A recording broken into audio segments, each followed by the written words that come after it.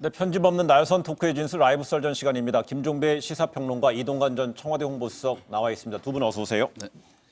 네, 라이브 썰전 첫 번째 주제 바로 시작하겠습니다.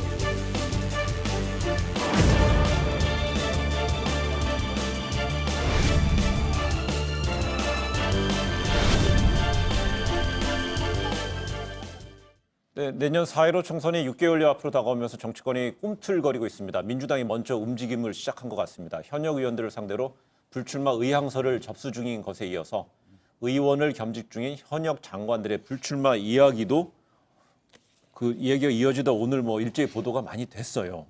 예, 이렇게 말씀드리고 싶은데요. 반반인 것 같습니다. 반반이다. 아니 땐 굴뚝에 연기가 날까? 아니 땐 건 아니다.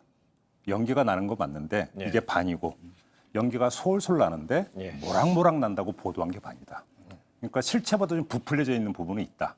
움직임은 있는데 좀 부풀려져 있다. 일단 예. 이렇게만 말씀드리겠습니다. 그 기사를 보고 그다음에 이제 후속 움직임을 보면은 이런 느낌이 좀 들어요. 아, 이것이 예광탄인 줄 알았더니 약간의 공포탄이기도 하구나. 그럼에도 불구하고 다음 총선에 항상 새 얼굴이라는 게 중요한 그 화두였기 때문에 또 상당폭의 물갈이가 이루어지겠죠. 보통 평균 40% 정도 선을 항상 교체를 했어요. 30%? 그러니까 30%에 40%인데 왔다 갔다 했지만은 어쨌건 다음 총선의 어떤 화두 중에 하나가 이른바 세대 교체 물갈이가 될 것이 분명하기 때문에 지금 어쨌건 여론몰이를 시작한 거다. 네. 게다가 이제 이해찬 대표께서 이미 나는 안 나간다라고 공식 선언을 하고 이제 여론몰이를 하는 지금 이제 첫 작업이 시작된 거다. 그래서 저는 아주 외곽을 때리는 노련한 수법이다 이렇게 이제 정리를 하고 근데 이게 싶어요. 실무적으로 어쩔 수 없는 과정이 있어요. 왜 그러냐면 선출직 공직자 평가위원회라고 있어요. 당에. 네. 그러니까 이제 국회의원도 선출직 공직자니까 이 공천 룰이 이제 7월에 확정이 됐는데 이 공천 룰에 따르면 선출직 공직자 가운데 하위 20%, 하위 20%는 경선 단계나 공천 단계에서 20%를 감점을 하게 돼 있어요. 네. 그러니까 이 작업이 먼저 들어가야 되니까 이 작업에 들어가기 전에 근데 실무적으로 이런 게 있고 출마 안 할 사람인데 굳이 평가할 이유는 없는 거잖아요. 그 평가위원회 입장에서 그러니까 혹시 출마 안 할 의향을 갖고 계신 분 나오세요라고 이제 이 작업이 이제 실무적으로 진행이 된 거죠. 네. 여기서 이제 이게 보도가 되고 있는 부분인데 여기서 사실은 의향이 아직 확인이 안 된 부분인데 여기 좀 그냥 보도를 타는 측면이 있다라는 얘기죠. 알겠습니다. 그래서요. 지금 이전 수석은 이거 최근에 오늘 보도된 이런 것에 대해서 이해찬 대표의 노련함이라고 이제 진단을 해주셨는데요.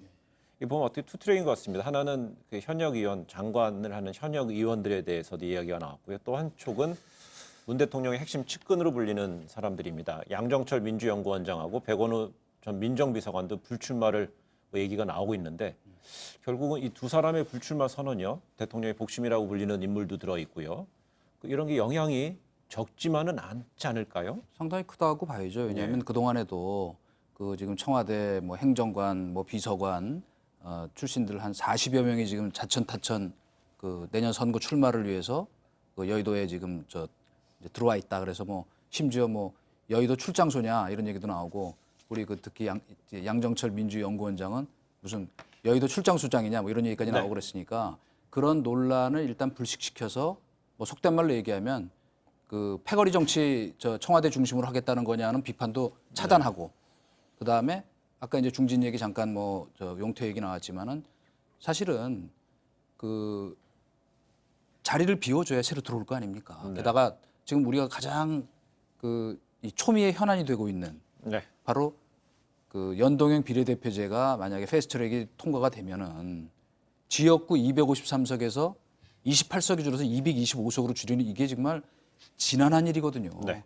어느 동네에서 예를 들면 경기도에서 의석 한 3개 줄이는데도 제가 보기엔 좀 심하게 얘기하면 거의 사생결단식 칼부림 일보 직전이거든요. 칼부림까지 말씀하세요. 아, 그건 좀 심했나요? 그거 그러니까 그 발음 하여튼, 나올까 제가 그래서 주목했는데 딱 나오네요. 쳐다보셨구나. 네. 그런데 하여튼 사생 결단에 이 죽기 살기식 이제 투쟁이 벌어질 수밖에 없는데 전국적으로 28석 줄인다니 보통 일이 아니잖아요. 그러니까 예. 일단은 이런 분위기 조성을 통해서 일단 중진 퇴진을 유도하면 그 뒤에 이제 물갈이가 훨씬 부드럽게 되겠죠. 예. 네, 그런데 이런 불출마 이야기가 나오는 인물들의 이게 의견인지 아니면 과연 자의인지 타의인지 의문입니다. 실제로 유은혜 장관은 오늘 자신의 불출마 보도에 대해서 아직 결정할 시기도 상황도 아니다 이렇게 부인을 했어요.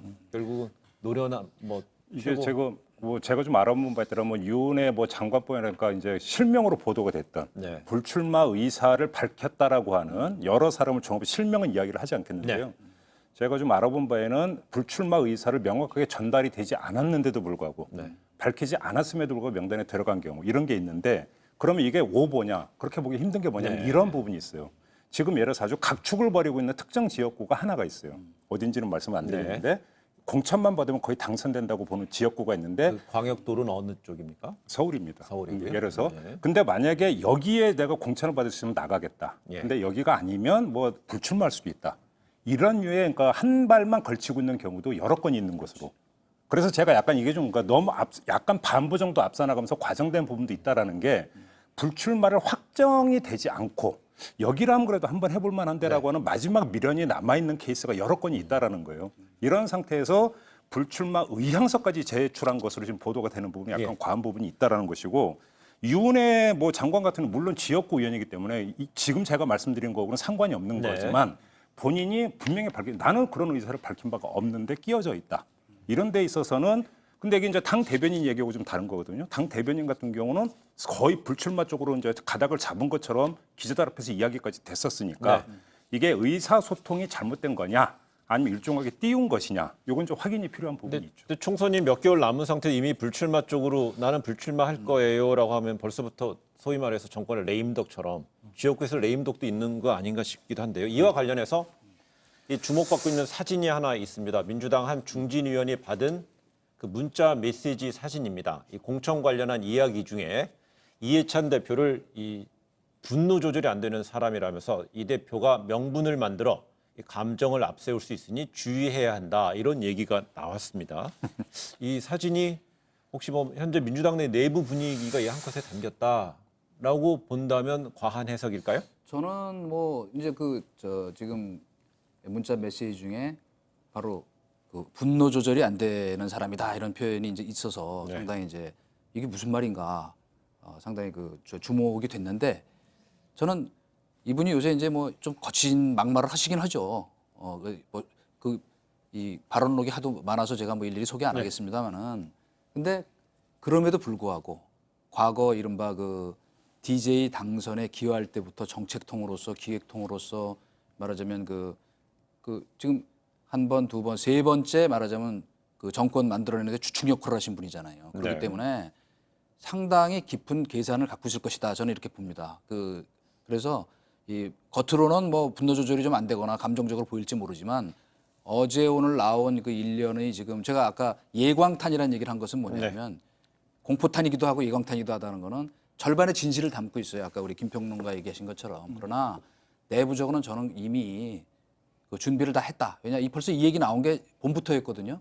그러면 대개 어떻게 하냐면 다 아시는 것처럼 아까 이 심사평가위원회 공직자 선출직 그것이 가동이 된다는 건 뭐냐면 이미 제가 보기엔 물밑으로는 상당 부분 당무감사 비슷하게 평가가 거의 마무리돼 있는 상황일 가능성이 많다. 이제 시작이에요. 그렇죠. 근데 아니 물론 이제 공식적으로는 그런데 이제 비공식 이제 조사 같은 것들은 저는 여론조사나 이런 것들은 상당히 해놨을 가능성이 있다 이런 평가도 하고. 네, 연구원장 연구소라든지 그렇죠. 벌써 양정철 연구원장이 간 게 언제입니까? 예를 들어서 이제 지역구별로 어떤 여론조사, 지지도조사 이런 건 돌리고 있다고 봐야 되겠죠. 계속 ARS 돌리는 그럼요. 거니까. 그래서 이미 상당 부분 나름 평가 그러니까 말하자면 우리가 정성평가, 정량평가 얘기하는데 주관적 평가는 상당 부분 본인들이 해놨을 거예요. 왜냐하면 한 저 3선쯤 되면 썩 보면 되게 지역구 여론 알잖아요. 그러니까 나머지는 사실은 심하게 얘기하면 살생부 만들 때 객관적 근거를 갖다 대기 위해서 조사하는 게 더 많거든요. 네. 이 사람 어떻게 자를까? 그런데 그렇기 때문에 이제 긴장하는 게 당연하고. 근데 그 하필 왜 송영길 우리 의원한테 갔을까가 또 하나 관심사 중에 하나는 이미 사선 중진이잖아요, 그죠? 그리고 다음에 나름 또 다른. 그러니까 보도에서 나온 인천의 중진 의원, 그러니까 네. 이 문자를 받은 스마트폰의 주인공이 송영길 의원이라고. 그거 이미 밝혀졌죠. 네, 본인도 이제 밝혀지고 해명을 이제 했고. 본인이 페이스북에 그 해명글을 올렸으니까 예, 뭐 예. 이야기도 될 것 같습니다. 그런데 이제 혹시라도 이제 본인이 오해받을까봐 그렇겠지만은 그 중에 또 그 상당히 이 주목할 만한 얘기 중에 하나는 뭐냐면 마지막에 이렇게 화이팅하면서 붙인 그 구호가 상당히 저는 눈에 먼저 쏙 들어오더라고요. 그게 뭔지 아마 보신 분들도 있을 텐데 저도 잘 죄송합니다. 아브라카다브라? 저는 네. 귀찮아갖고. 저기 유명한 걸그룹의 노래 제목. 노래이기도 붙어 하고 네네. 그건 알아요. 제가 아브라카다브라. 브라운 아이즈 걸즈라고. 오유. 아는데도 모른 척 하셨어요. 아니 근데 이 말이 좀 어려워서 이게 사실 예. 해리포터에 나왔던 예. 대사기 주문이, 때문에 주문인데 이게 또 거꾸로 의역을 하면 이게 약간 살생부 같은 거잖아요. 마음대로 주문을 외우면 그 사람은 죽기도 하고 살기도 하는 거기 네. 때문에 그거를 잘 헤쳐 나가라는 화이팅 예. 아니었나. 그래서 왜 보냈는가 하는 것이 상징성 있다는 얘기는 요것만 보태면은 사실은 지금 송영길 의원 같은 분들의 처지에 있는 분들이 지역별로 여러분이 계세요. 그죠? 좀 이따 이제 자세히 제가 얘기하겠지만 그 중진 말하자면 그 아슬아슬한 커트라인 근처에 있는 분들이 지금 한편으로는 긴장하고 한편으로는 반발할 수밖에 없는 상황. 네, 그래서 이런 사정이 있다고 봐야 될 것 네. 같아요. 그러니까 두 가지 점을 체크를 해야 되는데 첫째 이해찬 대표가 인재 영입 위원장을 맡고 있어요. 그러니까 본인이 거의 1인 위원장을 맡고 위원회를 끌면서 위원장을 맡고 있는데 그럼 외부 인재를 영입을 하는데 영입하는 어떤 인재에게 뭔가 약속을 해야 될 것 아니겠습니까? 보장이 돼야 되는 부분인데 여기서 일정하게 그러면 자리가 비워야만 보장이 된다라고는 점 하나가 있는 거고요. 그렇게 되면 이 자리에 있는 사람 입장에서는 어떻게 되겠습니까? 컷된다라고 하는 점이 있어요. 근데 여기서 두 번째 문제가 발생하는데 우리가 지금 이야기하고 있는 중진이 네. 잘 볼 필요가 있는데 지금 민주당을 구성하고 있는 중진 가운데 상당수가 586이에요. 그러니까 지금 586이 그 원내로 대거 진출한 게 17대 총선이었거든요. 16대 또 이제 미리 들어간 586도 있었지만 네. 그때 그 초선이 당시 열린우리당만 108명이었으니까 거의 대부분이 586이었는데 그게 만약에 계속 어떤 당선이 됐다면 지금 4선이에요. 17, 18, 19, 20대까지 가니까 중진 반열에 들어서 있는데 586 중진 의원들의 나이를 보면 지금 가장 왕성하게 의정 활동을 해야 될 때라는 겁니다. 그러니까 문제는 여기서 나도 지금 할 만큼 했으니까 이제 나는 은퇴를 해서 뒤로 물러나겠다. 후진을 양성하기 위해서 그럴 나이가 아니라고 알겠습니다. 하는데 문제가 있으니까 여기서 충돌이 발생할 수 있다. 그럼에도 이제 386이라는 이제 원조 386 그룹들은요 본인들이 생각할 때 왕성하게 활동할 나이라고 보지만은 당내에서는 뭐 앞에 밀린 차처럼 비춰지는 구도가 있는 건데 네. 여기서 언급됐던 송영길 의원은 이렇게 입장을 밝혔다고 그러잖아요. 논란의 문자는 내 생각이 아닙니다. 민주당은 원팀 하나입니다. 그리고 뭐 이해찬 분노 조절 안 되는 사람 문자 보도에 유감입니다. 이해찬 대표 측에 상황 설명을 죄송합니다. 이렇게 얘기를 했는데 네. 어쨌든 이런 상황에서 당내에서 그 중책에 포함된 386 원조 포함한 중진 의원들 반발 어떻게 극복할지가 내년도 그래서 민주당의 총선의 예, 관건인데요. 바로 이제 지금 우리 김평론가 지적하신 부분을 이어받아 좀 얘기를 하면 왜 송영길 의원이냐 하면은 바로 그 송영길 의원이 이 586의 말하자면 핵심이고 예, 맏형이라고 그랬죠. 맏형이죠. 네. 그런 의미에서는 그리고 지역적으로도 인천이라고 하는 수도권의 중요한 거점의 중진 의원이고. 네. 그런데 아까 잠깐 얘기 나왔지만은 지금 586을 조금 안 할 수 없는 것은 요새 시대적인 화두가 돼 버렸잖아요. 최근 그 베스트셀러가 된 책도 저도 2권 읽어봤거든요. 그러니까 이 586이 그 세대의 가운데에 딱 껴서 지금 말하자면 기득권의 어떤 중심을 이루고 있다고 하는 비판이 어쨌건 많이 나오고 있는 상황인데 이 중진 의원 그룹 586을 어떻게 정리하느냐는 것과 함께 사실은 지금 이 흐름이 제대로 그 말하자면 용퇴가 이어지는 흐름으로 이어지려면 이 몇 분들이 움직여야 되는데 제가 보기엔 전혀 움직일 기미가 없는 분들이거든요. 자, 국회의장 지내신 종로의 정세균 전 의장. 네. 그죠? 그래서 지금 뭐 어디 보니까 뭐 거기를 어떻게 좀 노리고 있던 임종석 전 비서실장이 북한산 요새 등산 다니면서 그 심기를 다스리고 있다 이런 얘기가 나올 정도니까 북한산은 또 종로 관할로 볼 수 있습니다. 종로 관할이에요. 예. 예. 그런 바로 이어져 있죠 이렇게 예. 뒤에. 그다음에 안양 쪽에 있는 이석현 전 부의장. 네. 말하자면 대전 쪽에 박병석 전 부의장. 이 이름을 제가 얘기하는 건 이분들 보고 간두란 얘기가 아니고 네. 이런 분들은 제가 알기로는 전혀 관두실 5선 이상의 의향이 지금 없거든요. 부의장도 하고 싶어 하시는 분, 의장하고 싶어 아니 하시는 그러니까 이제 분들이 의장을 해야 되니까 나는 예. 해야겠다. 그다음에 내가 빠지면 여기 지역 선거가 안 된다. 되게 이렇게 이제 가실 거고 실제 또 그것도 맞아요. 오랫동안 지역 네. 잘 다져오셨기 때문에. 근데 문제는 한 가지 한 분 예외는 제가 있는 것 같아요. 저도 뭐 개인적으로는 좀 친분도 있어서 그 원혜영 의원 같으신 분은 원래 이제 약간 맑은 분이라서 그런지 마음을 좀 비우신 것 같아요. 그런데 문제는 이런 흐름과 접속이 돼 이어지지 않는데 아까 얘기하신 것처럼 386, 586 정치인들한테만 당신들이 이제 할 만큼 있으니까 나가라 그러면 과연 그게 순조롭게 이어져 가겠느냐. 그래서 저는 나가더라도 이 부분이 굉장히 알겠습니다. 그 같이 주목할 포인트다 이렇게 생각이 돼요. 가장 중요한 포인트예요. 네. 그러니까 이 물갈이에서 가장 중요한 포인트는 저 민주당이 어찌 보면 가장 중액을 형성하고 있는 586. 네. 이게 어떻게 되느냐? 이게 이제 가장 중요한 게 뭐냐면 586 부분에 대해서 일정하게 만약에 물갈이가 이루어진다면 그거는 세대 교체라고는 상징적 효과를 극대화하는 것뿐만 아니라 조금 전에 이동건 수석이 말씀하신 것처럼 청년 세대를 아우르는 아주 중요한 어떤 계기가 될 수가 있는 거죠. 네. 왜 그러냐면 지금 청년 세대 같은 경우는 586을 어떤 기득권의 어떤 대표적인 세력으로 지금 간주를 하고 있는 상황인데 이런 상태에서 정치 기득권 세력에서 586이 이야기가 되면서 일정하게 물갈이가 이루어진다고 한다면 그것이 청년 세대에게 던지는 어필 효과라고는 상당히 큰 것이죠. 이런 포인트는 여기에 있다. 이런 상황에서 이런 어떤 뭐 일찌감치 움직이는 것이요 총선 공천 개혁을 위한 것이냐 아니면 최근에 여론의 어떤 흐름에서 위기감을 느껴서 자구책이냐 어느 쪽으로 봐야 될까요? 두 개 다 맞고 그럴까요? 제가 볼 때 위기감을 극복하기엔 자구책이라고 하는 것은 제가 볼 때 좀 설득력이 떨어져요. 네. 이건 두 가지 점에서 그런데 그렇다고 해서 그러면 언론이라는 게 순순히 이쪽으로 따라오면서 의제를 그러니까 보도의 초점을 이쪽으로 맞출 것이냐 저는 그렇게 보지 않고요. 네. 두 번째는 정반대 예를 들어서 반발을 하면 오히려 내홍, 자중질환, 분열 이런 것들로 묘사가 되면서 민주당한테 오히려 더 마이너스가 되는데 왜 그런 짓을 도대체 왜 하겠어요? 예. 제가 볼 때는 그건 과도한 해석이다. 저는 그렇게 생각합니다. 알겠습니다. 저는 뭐 순수한 과도한 공천 개혁이라고 해석이라고만은 본다는 거죠? 생각하진 않아요. 네. 뭐냐면 첫째 국면 전환을 위해서도 뭐 이런 화두를 던질 필요도 있어요, 사실은. 그리고 우리가 이제 과거의 예를 보면 원래 그때 막 싸울 때는 그게 손해인 것 같지만 나중에 길게 보면 시끄러운 집안이 잘 되거든요. 선거 전에는. 알겠습니다. 그렇게 싸워야 되는데 지금 타이밍도 딱 요런 그 화두가 나와야 할 타이밍이고 딱 지금 이걸 던지니까 벌써 정치권이 막 시끌시끌하잖아요. 여구, 야구, 동조화 현상이 생기거든요. 네. 예. 제가 알겠습니다. 궁금한 건 이 여파가 한국당에 어떤 영향을 그래서 이제 그 얘기를 좀 해야 돼요. 그 얘기를 동조화 한번 현상이라는 그 말씀을 얘기를 한번 해볼까요? 그래서 오늘 나경원 한국당 원내대표는요, 그 드디어 국정조사 카드를 꺼내들었습니다. 그 발언부터 들어보고 이야기 이어가겠습니다.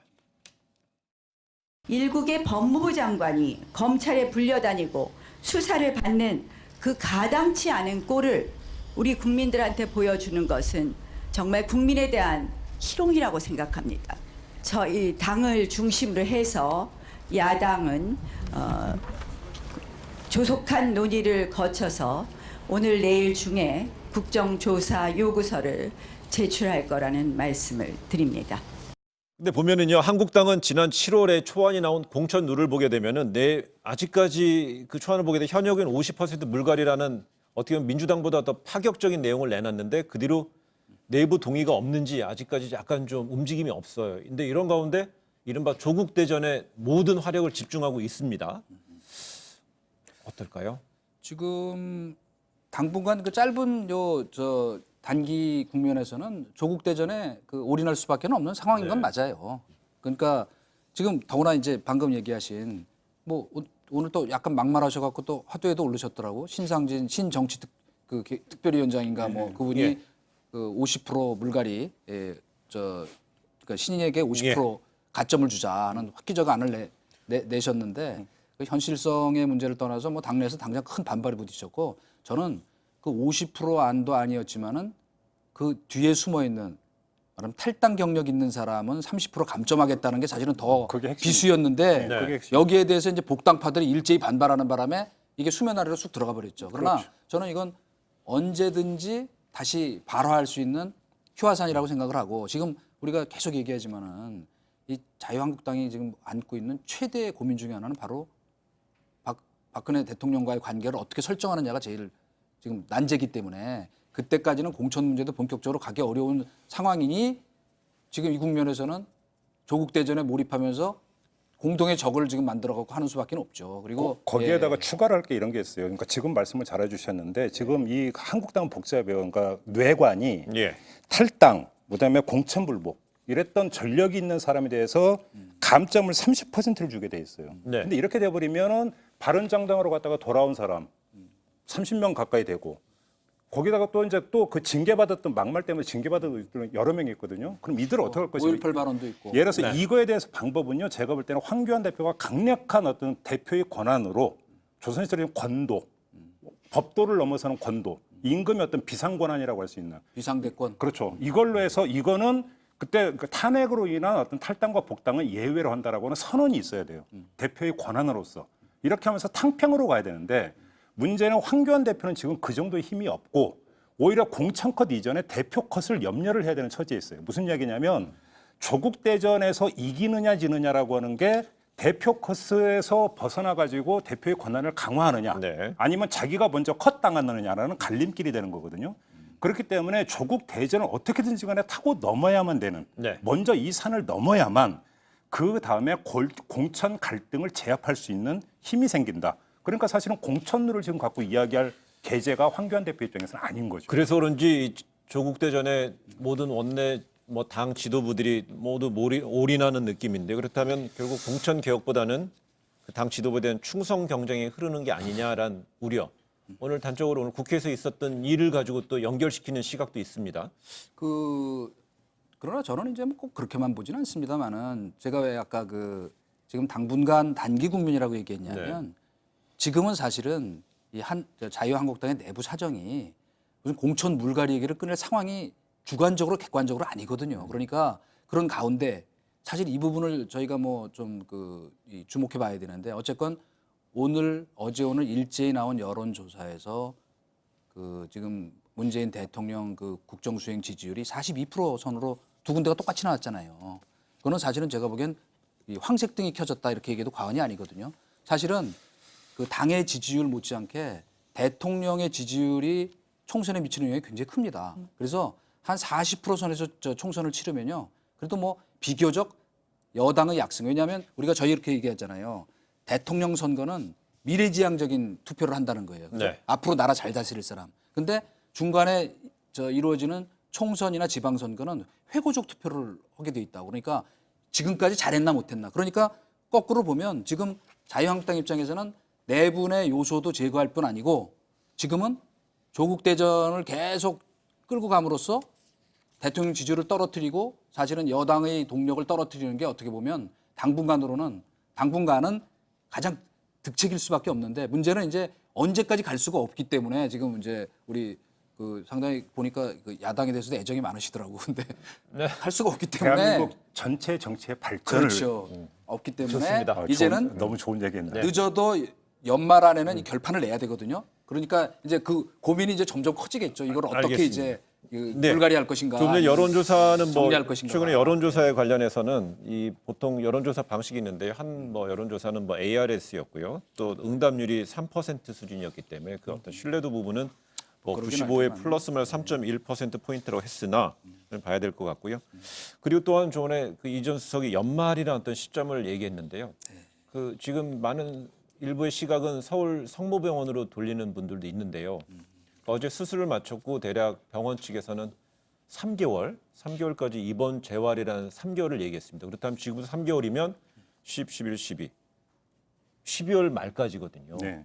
그렇게 되면은 어떻게 시기적으로 어떻습니까? 박근혜 전 대통령의 입원 치료 재활의 이런 어떤 이슈가 뭐 사실은 공교롭게도 예. 지금 전국이 막 요동칠 수밖에 없는. 그리고 사실은 1월 들어가면 벌써 막 공천 거기에 막 매몰이 돼가지고 정치 전체가 예. 사실 정신이 없지만 그 12월까지가 말하자면 사전 정지 단계에서 어떤 이슈를 정리하는 때이기 때문에 사실은 박근혜 대통령이 낼 메시지가 굉장히 중요하죠. 중대한데 저는 지난번 얘기한 것처럼 아마도 쉽게 내지는 않을 것이다. 왜냐하면 본인이 그 지금 내놓을 메시지의 파괴력이라는 게 굉장히 크다는 걸 알기 때문에 자칫하면 그게 또 지금 그나마 약간 좀 힘을 얻어가는 야당을 흔드는 그런 결과가 되면 또 그 반발도 만만치 않거든요. 그래서 네. 저는 그렇게 보는 것이죠. 저는 박근혜 의원보다 더 큰 게 시기적으로 연말은 맞는데요. 시기적으로 연말이 맞는 이유가 뭐냐면 지금 패스트트랙에 태워져 있는 선거법 개정안이 11월 말에 국회 본회의로 넘어가게 돼 있어요. 일정에 네. 따르면. 그래서 이때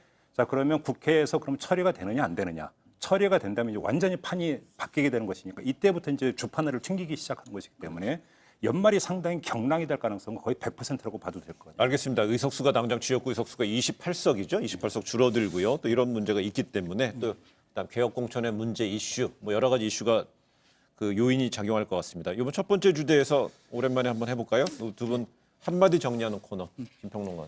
뒷물결의 힘 이렇게 뽑았는데요. 네. 세대 교체 물갈이 다 좋은데 그것이 위에서 어떤 기획을 해서 하는 어떤 세대 교체나 물갈이는 사실은 그렇게 꼭 좋은 것만은 아닙니다. 자연스러운 물갈이와 세대 교체가 좋은데 장강의 뒷물결이 앞물결을 밀어낸다는 말이 있습니다. 네. 무슨 얘기냐면 이전의 어떤 세대를 새로운 신진 세대가 등장을 하면서 밀어내는 그러면서 어떤 주도권을 쥐는 이게 사실은 여든 야든 정치 발전에서 가장 좋은 현상인데 아직은 그런 그 조짐이 보이지 않는다는 게 좀 약간 아쉬운 부분이 있어요. 그런 점에서. 뒷물결의 힘이 좀 약하다 이 말이에요. 이게 좀 더 올라와야 된다는 알겠, 좀 위로 부상해야 된다. 그렇죠. 이전 삼국지에 나오는 말씀을 하셨기 때문에 저는 독일어로 게질샤프트와 게마인샤프트 이거 간단히 설명 말씀드리면 학교 다닐 때 배운 거. 배운 거죠. 네. 근데 기억은 안 나요. 예, 말하자면 헛갈려하는 부분 게질샤프트는 이익 사회라고 보통 얘기하죠. 이해로 이렇게 말하자면 네트워킹이 구축돼 있는 사회고 게마인샤프트라는 거는 우리가 요새 얘기하는 말로 하면 정서나 가치의 DNA를 공유하는 집단이 되겠죠. 네. 그래도 저는 굳이 얘기하면 그래도 아직은 민주당이 이런 586 운동권이라는 집단이라는 비판도 있지만 이 게마인샤프트 뭐 이런 의리나 정서를 그래도 중시하고 희생하는 그런 자세가 좀 더 돼 있다. 아직 제가 보기에는 자유한국당은 게젤샤프트 아주 극단적으로 얘기하면 그걸 떴다방이라고 그러죠. 그런 요소들이 많기 때문에 그거를 잘 수습해서 진짜 조금 가치의 어떤 동맹, 가치의 연대로서 만들어가는 그런 태도가 필요할 것 같다. 근데 이전 수석은 여당의 애정이 참 많은 것 같아요. 아 그런 거예요? 아니 저는 칭찬해 오늘 주잖아요. 아주 민주당을 아주 훈훈하게 훈훈하고 서로 화기애애하고 게마인샤프트라고. 알겠습니다.